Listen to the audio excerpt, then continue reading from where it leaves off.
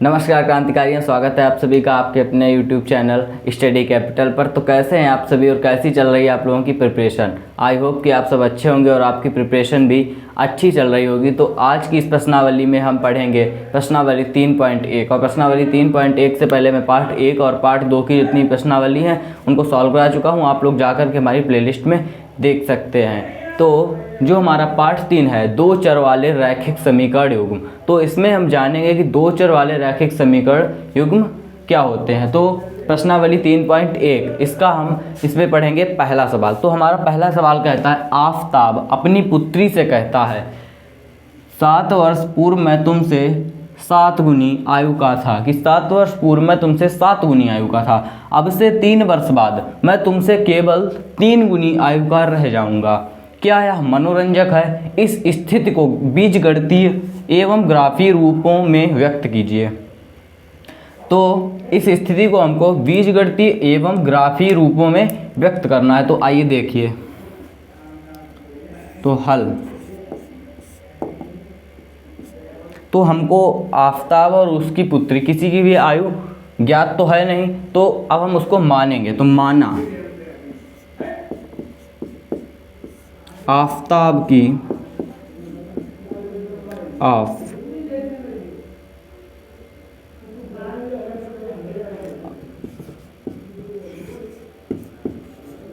आयु बराबर x वर्ष और आफताब की पुत्री की आयु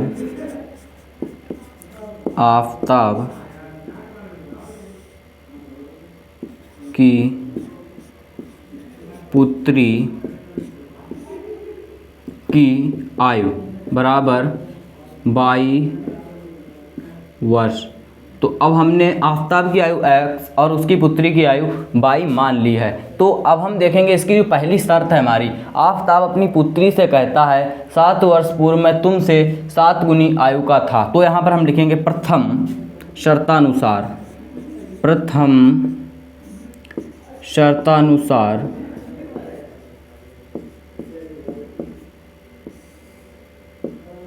तो प्रथम शर्त में हमारा क्या हमसे कहा गया सवाल में कि 7 वर्ष पूर्व मैं तुमसे 7 गुनी आयु का था। तो 7 वर्ष पूर्व आफताब की आयु, तो 7 वर्ष पूर्व आफताब की आयु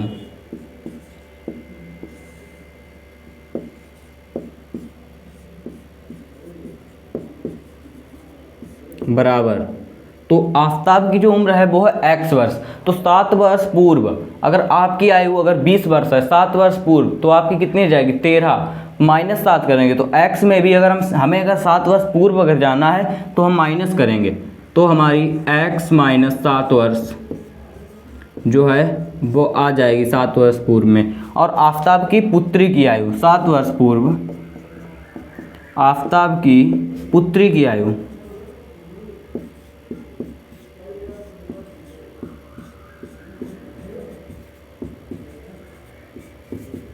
तो 22 है, तो 22 में से भी माइनस 7 वर्ष, 7 वर्ष पूर्व आफताब की पुत्री की आयु बराबर x माइनस 7 वर्ष। तो अब इसे हम एक समीकरण बना लेंगे। तो देखिए x माइनस 7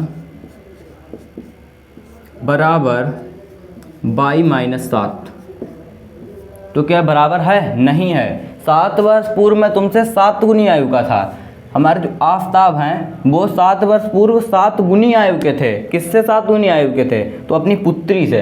तो अगर हमसे अगर ऐसे कहा जाए कि ये है 49 और ये 7 का 7 गुना है, इधर है हमारा 7, तो हमें 7 से गुणा किस में करेंगे? क्या 49 में ही कर देंगे? तो क्या बराबर आएगा? नहीं। अगर हमसे कहा गया कि 49 7 का 7 गुना है तो हमें 7 में ही 7 से गुणा करना पड़ेगा। जो कम होगा उसमें जब हम गुणा करेंगे तब हमारे दोनों जो है पक्ष बराबर होंगे। तो आइए देखते हैं। तो x माइनस 7 तो हम 22 की तरफ गुणा कर देंगे जिधर आफताब की पुत्री की आयु है। तो x माइनस 7 बराबर 7/- -49। ठीक है, तो अब हम इसका कर देंगे पक्षांतर, तो x माइनस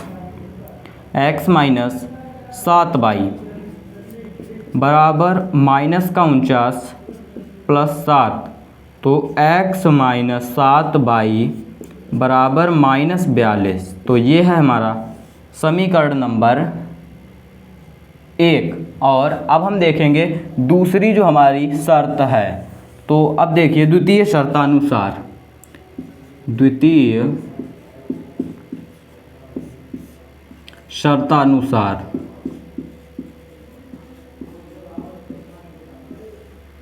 दूसरी शर्त में हमसे क्या कहा गया है, अब से 3 वर्ष बाद मैं तुमसे केवल 3 गुनी आयु का रह जाऊंगा।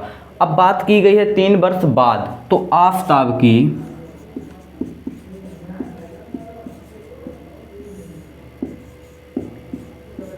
3 वर्ष बाद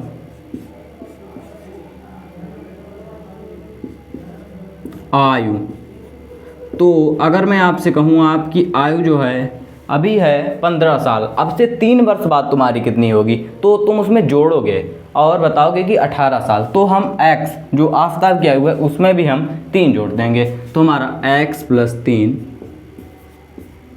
वर्ष, ठीक है।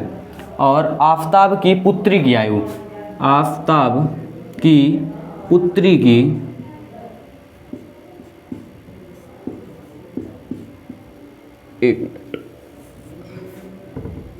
आफताब की पुत्री की 3 वर्ष बाद आयु बराबर 22 + 3 वर्ष, ठीक है क्रांतिकारी में। यहाँ तक आपको कोई दिक्कत नहीं हुई होगी। तो अब हम इन समीकरण को भी बराबर कर देंगे, x + 3 और y + 3, और मैं तुमसे केवल 3 गुनी आयु का रह जाऊंगा। तो यहाँ पर भी हम जिधर कम है उधर ही गुणा करेंगे, तो x + 3 बराबर 3y + 9, तो x - 3y बराबर 9 - 3, तो x - 3y बराबर 6, जो कि है हमारा समीकरण नंबर 2। अब हमें समीकरण 1 और समीकरण 2 प्राप्त हो चुका है, जो कि क्या है हमारा बीजगणितीय रूप। जो हमारा बीजगणितीय रूप जो हमें बताया गया था कि उसमें व्यक्त करना है, तो हम बीजगणितीय रूप में व्यक्त कर चुके हैं। अब हमको ये व्यक्त करना है ग्राफीय रूप में। तो देखिए ग्राफीय रूप में व्यक्त करने के लिए हमें क्या करना पड़ेगा, इसे हमें पहले तो समीकरण 1 के लिए हमको एक सारणी बना लेनी होगी, तो जो कि हमारी होगी समीकरण नंबर 1 के लिए हमें इसके कोऑर्डिनेट ज्ञात करने पड़ेंगे।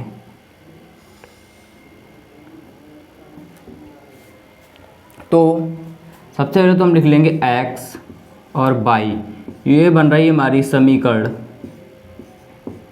नंबर 1 के लिए। तो यहाँ पर अब हम x की वैल्यू अगर 0 रखें, तो देखिए अगर हमने यहाँ पर x की वैल्यू 0 रखी तो देखिए क्या होगा, x - 7y बराबर -42, और x की वैल्यू हमारी 0 माइनस का 7y बराबर -42, माइनस का 7y बराबर -42, माइनस माइनस कैंसिल, 7 से 42 कैंसिल, तो y बराबर हमारा 6, y बराबर हमारा 6। और अब देखिए डस्टर, चलो ठीक है डस्टर नहीं, हाँ तो देखिए अब ऐसे ही हम फिर एक बार x और y के मान ज्ञात कर लेंगे।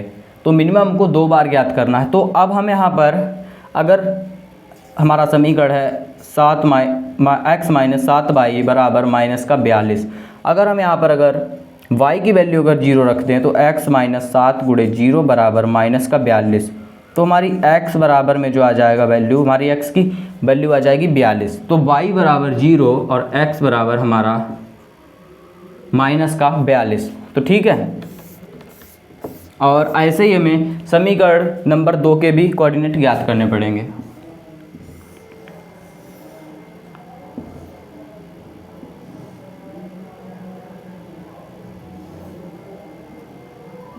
तो देखिए x और y ये हमारी बन रही है समीकरण नंबर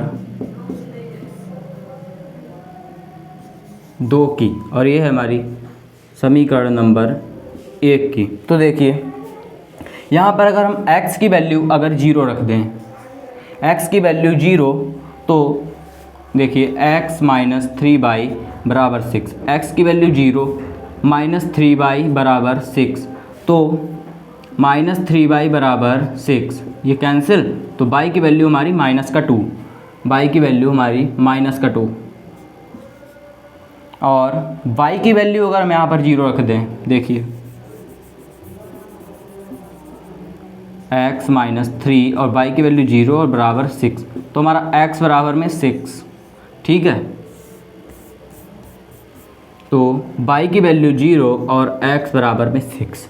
तो ये हमने ग्राफी रूप में व्यक्त करने के लिए सारणी ज्ञात कर ली है, और अब हम इसको देखेंगे ग्राफ पर। हाँ तो क्रांतिकारियों, आपके सामने आ चुका है ग्राफ। तो ये हमारा x है, ये है हमारा x डैश, और ये है हमारा y, और ये है हमारा y डैश। तो इधर जो हमारी चलेंगी रेखाएं वो सभी हमारी चलेंगी प्लस की। तो देखिए प्लस, तो इधर चलेंगी हमारी सब प्लस की, और इधर सब माइनस की चलेंगी। तो देखिए इधर हो गया हमारा माइनस का 10, माइनस का 20, माइनस का 40। आप आगे भी जा सकते हैं, और इधर हमारा हो गया 10 और 50। चलो इधर भी हम 50 तक चलते हैं, 50। तो देखिए 10 और 50, और इधर हमारा रहेगा माइनस का 10, माइनस का 50, ये सब माइनस में आपके रहेंगे। तो अब हमको देखना है समीकरण 1। तो समीकरण 1 में सबसे पहले जो हमारी x की वैल्यू है वो है 0 और y की वैल्यू है 6। तो x की वैल्यू हमारी 0 हो गई, और y की वैल्यू हमारी 0 यहाँ पर हमको मिलेगा मूल बिंदु जहाँ पर ये हमारा O है, और y की वैल्यू 6। तो देखिए यहाँ पर हमारी रेखाएं होती हैं 1 2 3 4 5 6 7 8 9 10, 10 रेखाएं हैं। तो यहाँ तक हमारी 10 हैं, और यहाँ तक अगर हम देखें तो हमारी 6 हैं, 1 2 3 4 5 6, और ये हमारा बिंदु हो गया है 0,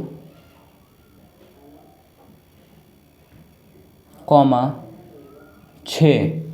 और अब हमारा जो बिंदु है वो है x की वैल्यू -42 और y की वैल्यू 0। तो y की वैल्यू 0 और x की वैल्यू हमारी -42 हमारी होगी यहाँ पर, ये हो गई हमारी -42 और 0। तो अब हम इन दोनों रेखाओं को मिला देंगे, और ये हमारे समीकरण 1 के लिए। अब समीकरण 2 के लिए x की वैल्यू 0 और y की वैल्यू हमारी -2।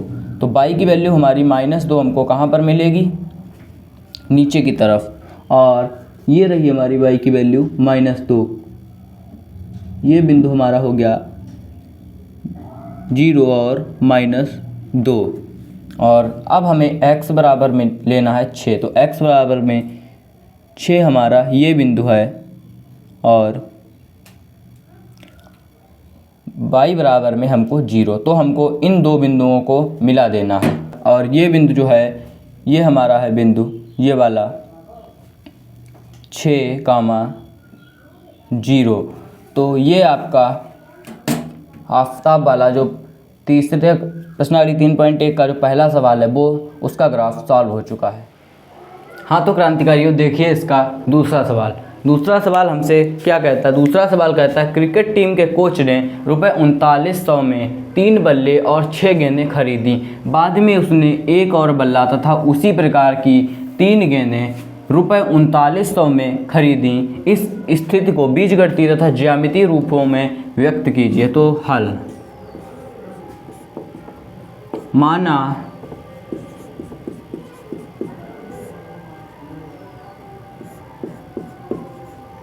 एक बल्ले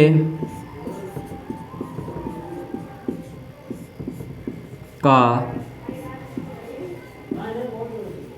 मूल्य, एक बल्ले का मूल्य बराबर x रुपये, एक गेंद का मूल्य बराबर 22 रुपये।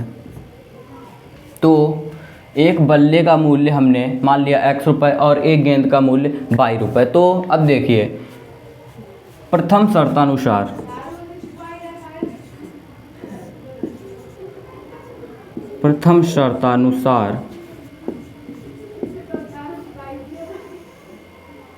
तो हमारी प्रथम शर्त है कि 3 बल्ले और 6 गेंदें। तो एक बल्ले की कीमत है अगर x रुपये, तो 3 बल्ले की कीमत अगर हमें ज्ञात करनी है तो गुणा ही तो करेंगे 3 से। तो 3 बल्लों की कीमत हमारी हो जाएगी 3x। तो 3x और प्लस और 6 गेंद, एक गेंद की कीमत 22 है तो गुणा करेंगे 6, तो 6/22 हमारी हो जाएगी। और दोनों चीज़ें खरीदी हैं, उनको मिलाकर के हमारा जो योग आया है वो आया है 3900। इसलिए हम इसे यहाँ पर जोड़ देंगे। और अब हम देखेंगे द्वितीय शर्त। तो ये हमारा हो गया समीकरण नंबर 1 द्वितीय शर्तानुसार।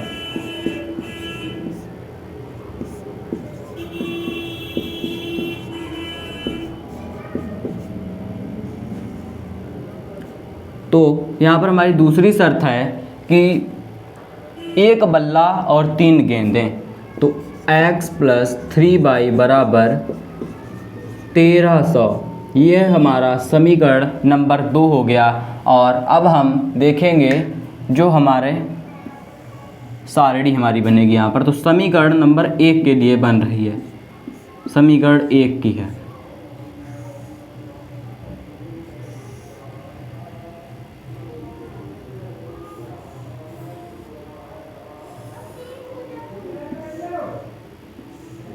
तो ये x और ये y। तो यहाँ पर हम अगर x की वैल्यू अगर 0 रखें तो देखिए कितना आएगा। y की वैल्यू अगर 0 रखें, चलो x की वैल्यू 0 रख दें। तो x की वैल्यू अगर हमने 0 रखी, 3x + 6y बराबर 3900। और x की वैल्यू रख दी अगर 0, तो 6y बराबर 3900। तो ये तो 0 हो जाएगा, 6y बराबर में 3900। तो हमने इसको 3 से काटा, तो 2 3 से काटा तो 1300। और ये y बराबर में हमारा 650 आ जाएगा, 650। तो x की वैल्यू अगर हमने 0 रखी तो y की वैल्यू हमारी आ जाएगी 650।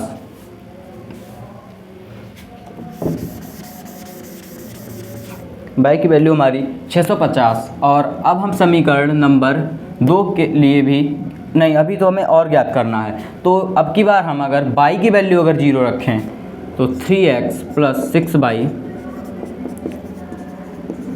बराबर 3900। तो अब की बार 3x + 6 और यहाँ पर गुणा में 0 बराबर हमारा 3900। और ये 0, तो 3x बराबर में 3900। तो x बराबर हमारा 1300 हो जाएगा, 1300। x बराबर में हमारा 1300, y बराबर में 0 और x बराबर में 1300।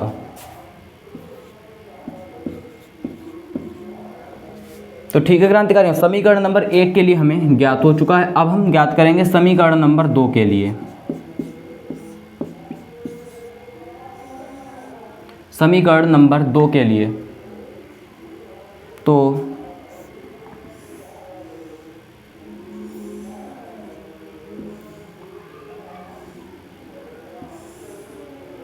x और y।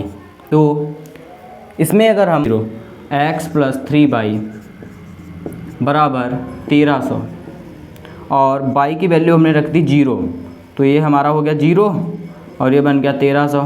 तो x की वैल्यू तो हमारी आ चुकी है 1300 और y की वैल्यू 0, y की वैल्यू 0 और x की वैल्यू हमारी 1300 हमको ज्ञात हो चुकी है।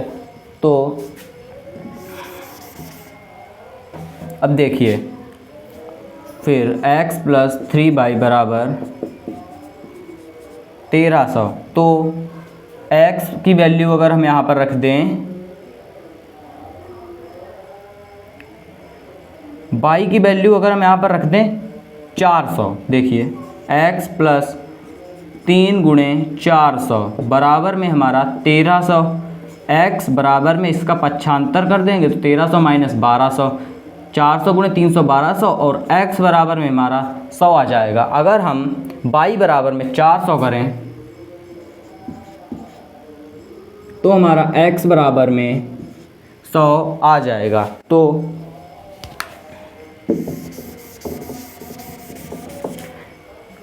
तो ये हमारा बीजगणितीय रूप में भी हो चुका है और हम इसके कोऑर्डिनेट भी ज्ञात कर चुके हैं। तो आइए अब हम इसे देखेंगे ग्राफ पर। तो क्रांतिकारियों, ये हमारा x, ये x डैश है और ये हमारा y और y डैश है, और अब हम इसमें पॉइंट डाल देंगे। तो ये हमारा हो गया 100, 200, 300, 1100, 1200, 1300, और ये हमारा हो गया है 1400, और ये हमारा 1500।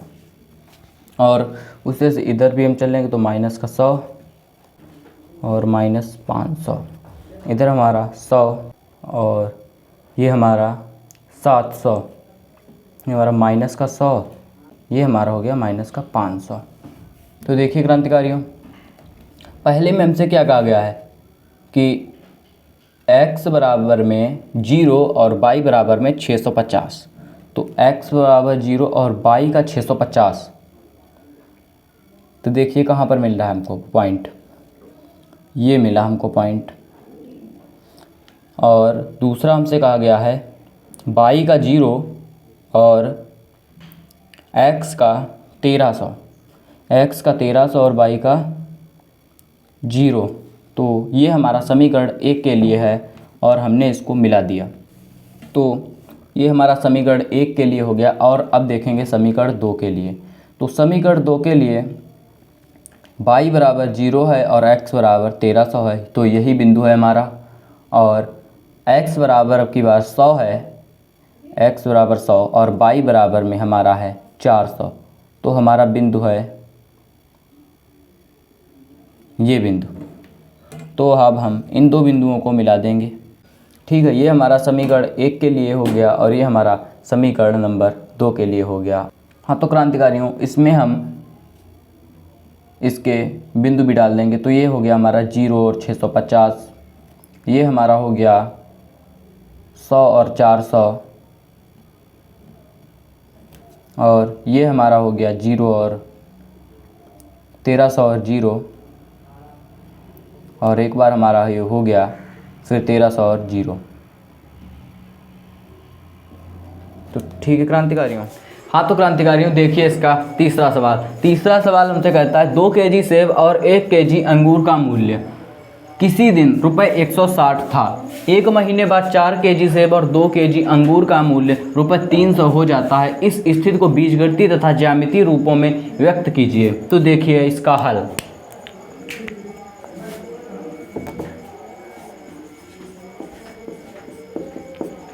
तो 2 केजी सेब, तो हम मान लेंगे, माना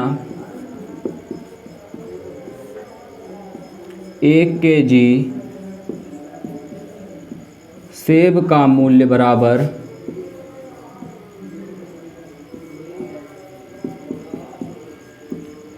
x रुपये और 1 केजी अंगूर का मूल्य बराबर हमारा हो जाएगा 22 रुपये। तो अब हम चलेंगे प्रथम शर्तानुसार। प्रथम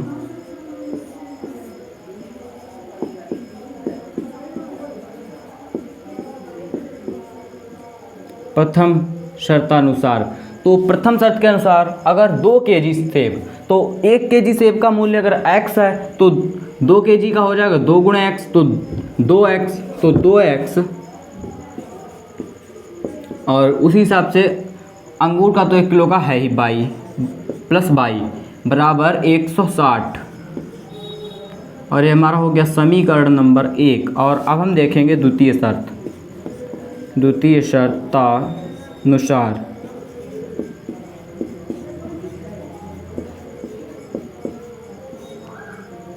तो द्वितीय शर्त हमारी क्या कहती है कि 4 kg सेब तो 4x प्लस 2 kg अंगूर तो 2y बराबर हमारा 300। तो अब हमें इसमें 2 कॉमन मिल रहा है तो 2 कॉमन ले लिया तो यहाँ पर बचा 2x, क्योंकि 4x से जब 2 में भाग होगा तो यहाँ पर बचेगा हमारा 2x। तो 2x प्लस और यहाँ पर हमारा आ जाएगा सिर्फ y बराबर में 300 और 2x प्लस y बराबर में हमारा 300। ये जो 2 गुणे में है यहाँ आएगा भाग में और ये हमारा रह जाएगा 150 150। 2x प्लस y बराबर हमारा 150 जो कि हमारा समीकरण नंबर 2 है। तो अब हम यहाँ पर पुनः सारणी बना लेंगे। तो जो सारणी हमारी बन रही है समीकरण नंबर 1 के लिए।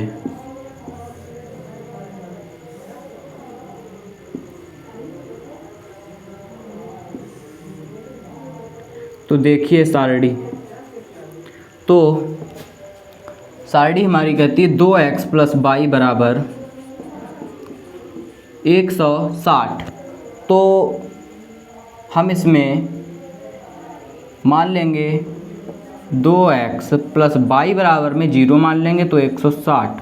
तो 2x बराबर में 160 तो x बराबर में हमारा सिर्फ 80 रह जाएगा।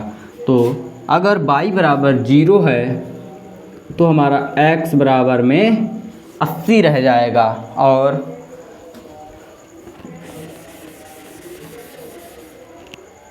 तो देखिए पुनः 2x प्लस y बराबर में 160। हाँ, तो यहाँ पर हम x बराबर में मान लेंगे 70। तो देखिए 2 गुणे 70 प्लस y बराबर में हमारा 160 और 2 गुणे 70 बराबर में हमारा 140 प्लस y बराबर में 160। तो y बराबर हमारा 160 माइनस 140 तो हमारा y बराबर में रह गया 20। तो x बराबर 70 तो y बराबर में हमारा 20। x बराबर में 70 और y बराबर में हमारा 20। तो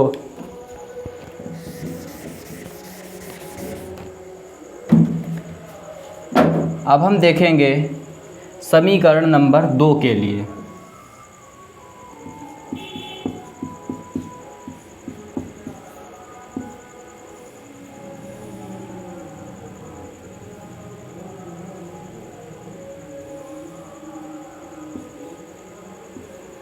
हमने बना ली सारणी। समीकरण नंबर 2 के लिए जो हम देखेंगे तो समीकरण नंबर 2 है हमारा 2x प्लस y बराबर में 150। तो हम यहाँ पर x की वैल्यू अगर 50 रख दें तो देखिए x की वैल्यू 50 रख दी, 2 गुणे 50 प्लस y बराबर में हमारा 150। तो y बराबर में हमारा 150 और इसका पक्षांतर कर देंगे तो 50 गुणे 2 बराबर में हमारा 100, इधर जाएगा तो माइनस का हो जाएगा। तो हमारा y बराबर में 50। तो अगर हमने x की वैल्यू अगर 50 रखी है तो हमारे y की भी वैल्यू 50 ही आई। तो देख लीजिए एक बार 2x प्लस y बराबर 150, 2x प्लस y बराबर 150, 2 और गुणे 50। तो x की वैल्यू हमने रख दी 50, 2 गुणे 50 प्लस y बराबर 150। तो y बराबर 150 और माइनस 100 तो y की वैल्यू भी हमारी 50। तो अब हम पुनः देखेंगे।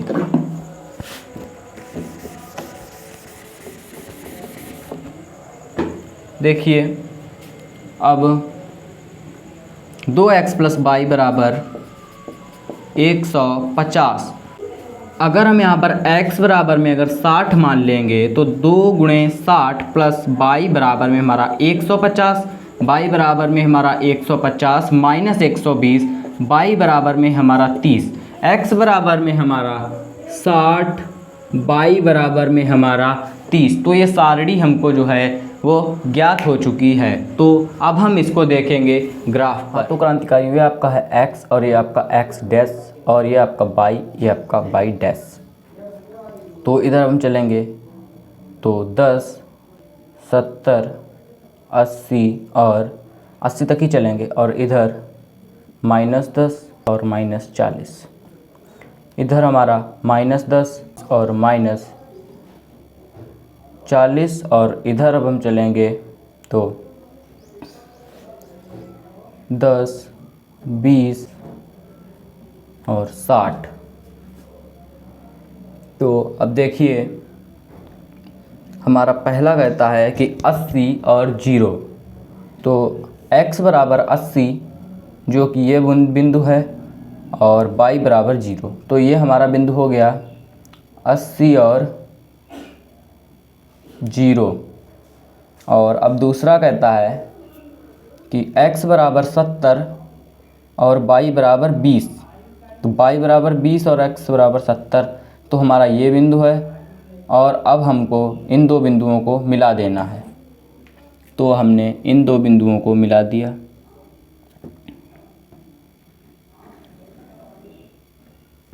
और ये हमारा हो गया 70 और 20। तो अब देखिए समीकरण 2 के लिए तो x बराबर हमारा 50 है और y बराबर भी हमारा 50 है। तो ये बिंदु हमारा हो गया। तो अब हम इसको थोड़ा और आगे बढ़ा देंगे।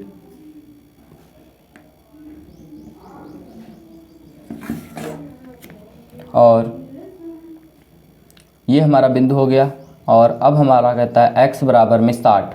तो हमारा ये हो गया और y बराबर में 30। तो हमारा ये बिंदु हो गया x बराबर में 60 और y बराबर में 30। अब हम इन दो बिंदुओं को भी मिला देंगे। तो ये हमारा हो गया है समीकरण 2 के लिए और ये बिंदु हमारा हो गया है 50 और 50, 50 और 50 और ये बिंदु हमारा हो गया है 60 और 30।